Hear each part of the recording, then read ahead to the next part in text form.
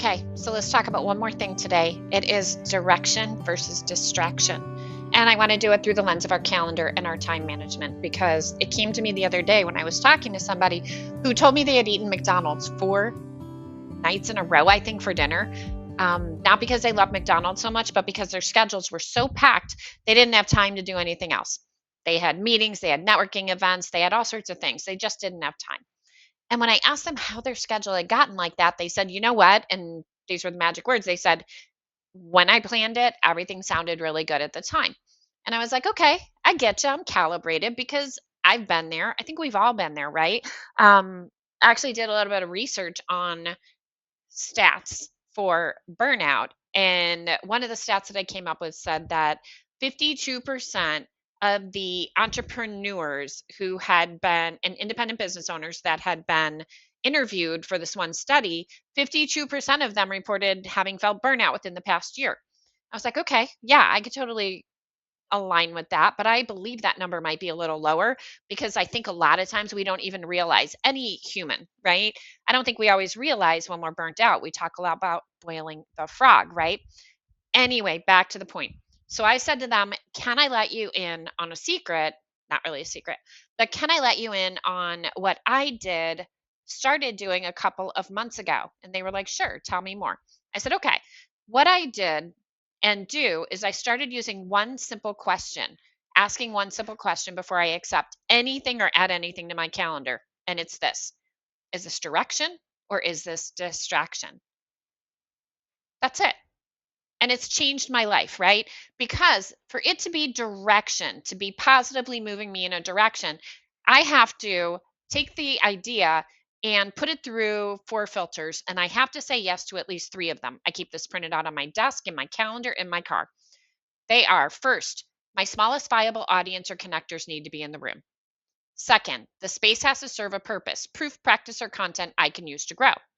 Third, the energy required for it will not pull me from higher value opportunities. And four, I will leave with clarity, context, or content that moves me closer to my goals.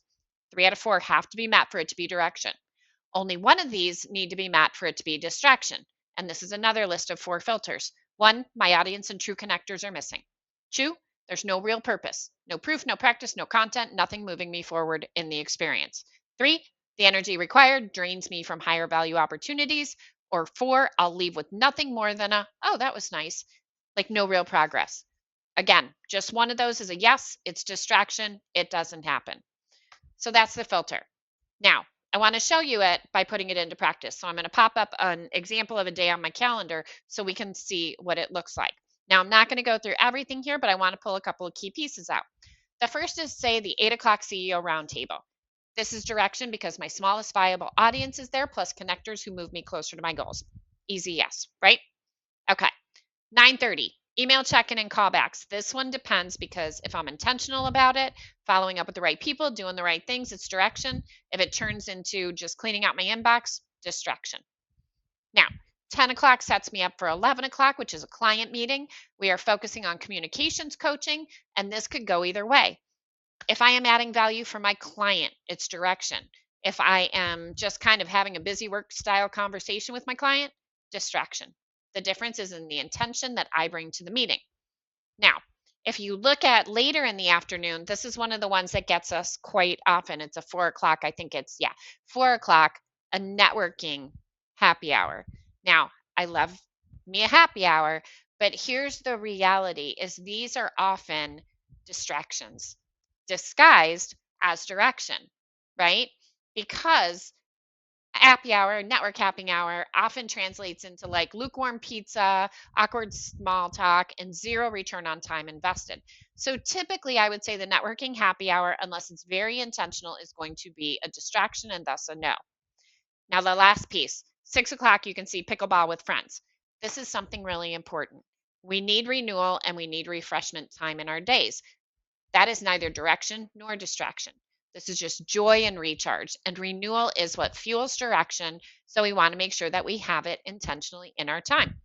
So that's it.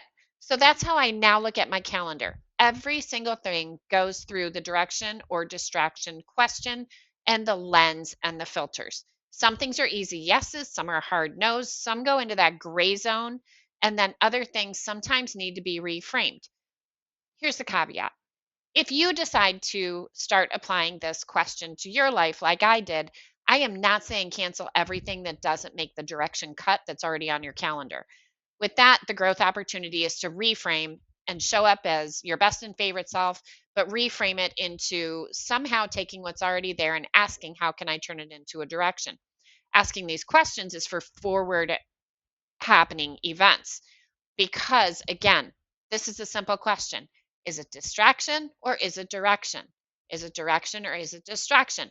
You can print out the list. I will share it with you and you can keep it with you everywhere you go. And it's definitely going to make a difference because the next time you're about to automatically say yes to something, you can pause and ask yourself, is it direction or if it's distraction? If it's direction, go all in. If it is distraction, say no, guilt free. You are not here for that was nice. You are here for results and to change the world with your amazing presence. All right. Also, don't forget if it's renewal, celebrate it because that is what keeps us going. All right. So the challenge is to audit one event on your calendar this week through the distraction direction lens. Let me know how it goes. Drop me a DM, drop me a chat, drop me a text, and let me know how it goes. I look forward to seeing you in our next conversation. Until then, make it a great day.